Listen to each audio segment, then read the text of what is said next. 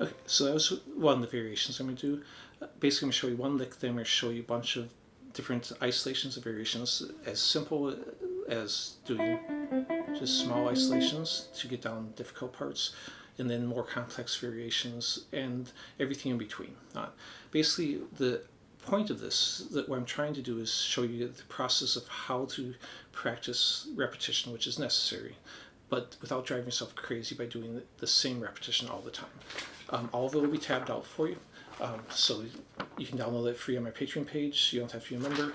Link is in the description.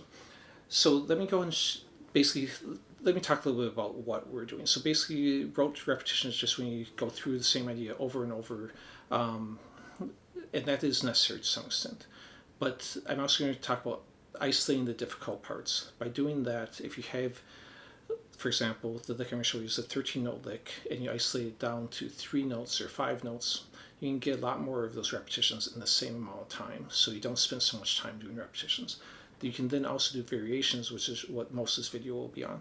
The variations allow you to get some of the things that maybe are giving you trouble, like a picking combination or synchronization down, while changing the actual fingering or some aspect of it so that you can get repetitions without just doing the same thing over and over. If you just do, some licks will take hundreds, maybe even 1,000 or more reps before you can really get comfortable with them.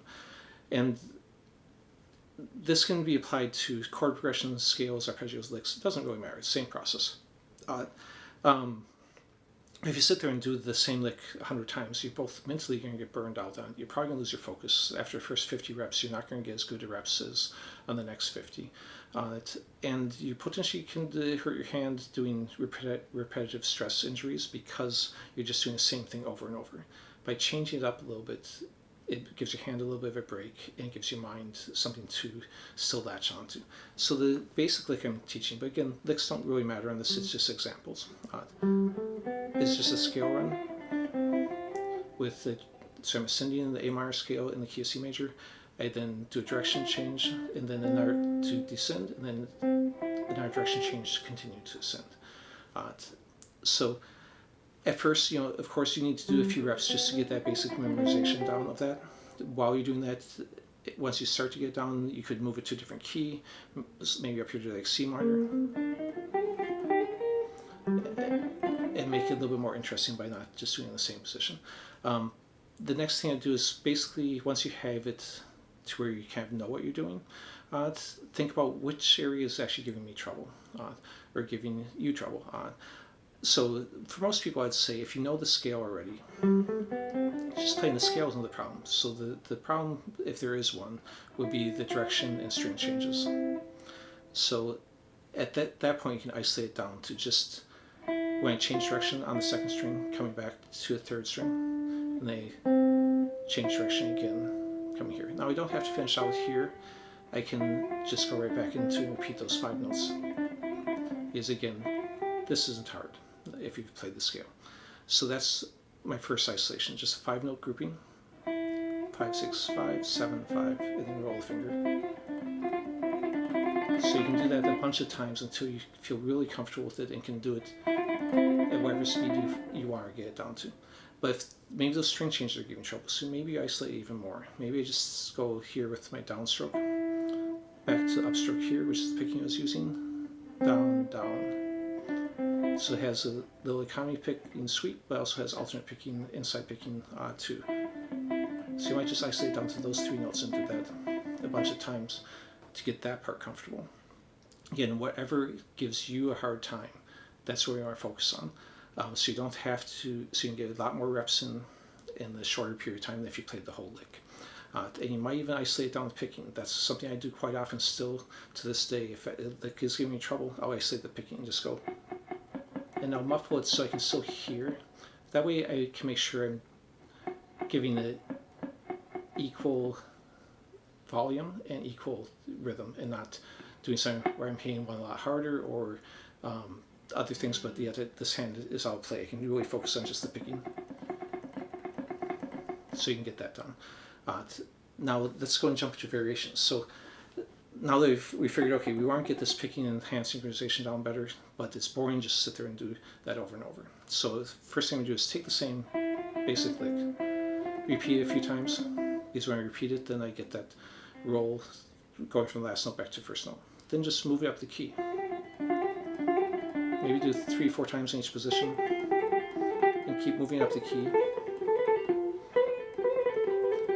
And that again gives you some different variety, a little bit different sounds. So maybe you can create new licks from some of those positions on it, and it keeps you engaged more than if you just sit and do the same one, and it gives your hands a little bit of break as it changes shapes. Okay, now let's move it to a different set of strings. You could really move it to any set of strings. So I'm going to move it down to the first two. And same thing. I'm still doing that. Even though I'm changing a finger, I'm still ascending, descending, changing strings, same picking on it. So it's still benefiting my original lick. But I'm also learning new things. So now I do those, 5-7, but then I could reach 5-8. And if I do this, actually, this is actually a F major arpeggio with the major 7, so it's an inversion. So it's the F major 7 arpeggio. So if you didn't know that arpeggio, you've learned something there. Now I'm going to go to, I did 5-7, 5-8, so I'm going to go 7-8. That one might feel a little awkward because I can't roll my finger and I'm doing kind of fingering like this. But I think it sounds kind of cool, so maybe I'll stay a little bit longer then. I don't want to just do repetition, so I'm going to go and maybe move it up one fret at a time, doing a chromatic type lick with it. So that way you get a little bit more practice again while still keeping it interesting. Any of them could be moved chromatically or up through the key, just like I did on the other set strings. So now I played all the combinations here, but just these two notes here. So let's change the second string while moving through the 3 possibilities on the first string. So I'm going to go, instead of 6-5, I'm going to go 8-6. You can do a few reps and then switch to the 5-8 here, and still 8-6 here. Then 7-8. I might switch up to these fingers. And then I've done 6-5 and 8-6, so now I'm going to go 8-5 on the second string. And then here, just like a pentatonic scale, you can also think of it as this is A, C, and this is E, G. A, C, E, G. It's just an A minor 7 arpeggio too. Again, it's an inversion coming from the flat third, so it's the first inversion. Okay, then the last one. And that's actually the C major 7 arpeggio. So I'm going to link up in the corner a playlist that shows all of the 2-note per string arpeggios.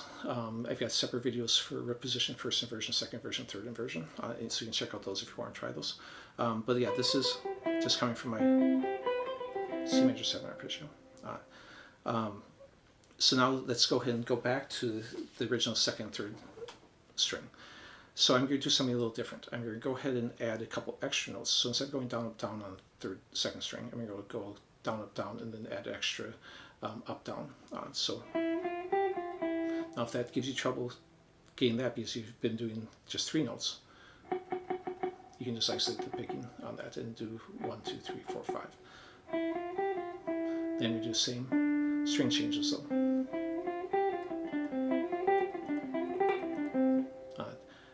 Now once you've done that a few times, you might be like, that's a little boring too. So go ahead and put the original idea back in. So you could go the 5, and then the 3 note here. You can just alternate back and forth between those. Again, you're still getting your synchronization, your picking practice, but different variety. Now I'm going to take, so right now we're down to right about in here. So almost through with this. I'm going to do a reverse descending type pattern. So I'm going to go, and if I'm starting a downstroke, it's actually still the same picking. Down, up, down, up, down. Now I'm going to go and add the original idea to it. So that gives me a couple repetitions each time I do that idea. Again, without driving myself crazy on it. Then I'm going to go ahead and go to just leaving off the first 2 notes. And I'm doing this because it sets up the next variation on it. So you're getting back to closer to the original idea. And now if you picture this, I'm going, again, picking down, up, down, down, up, down, up, down, down, up, down. And we're going to do that original idea I did with sliding. So same thing, 3, and then the direction change by slide. So down, up, down. And if you notice, this is the same pattern we practice on here. So you will, they kind of build on each other. So if I start from the beginning to go through this slow.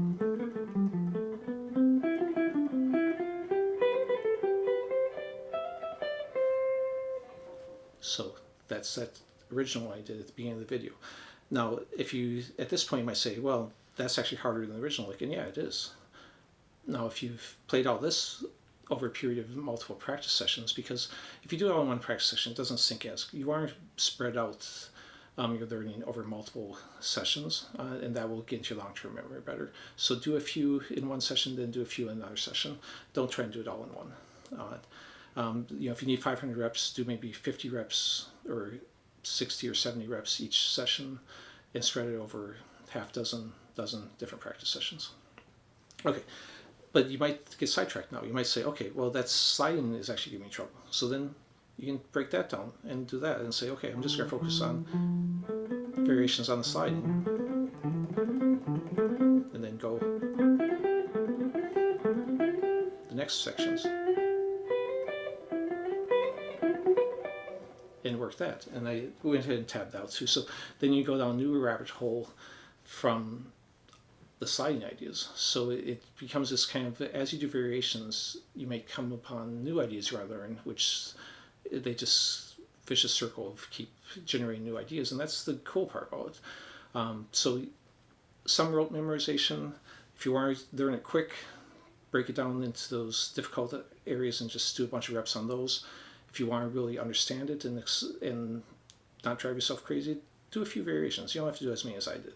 I was just showing you how you can do different ones. So anyways, hope you liked the video. Please like, subscribe, do all that stuff, because recently the algorithm's been pretty nasty. I mean, I've been getting less than 100 views on a lot of my videos, even though I've got about almost 1,150 subscribers, so a lot of people aren't seeing my videos. So any comments you can leave or likes helps me to get seen by people. Thanks.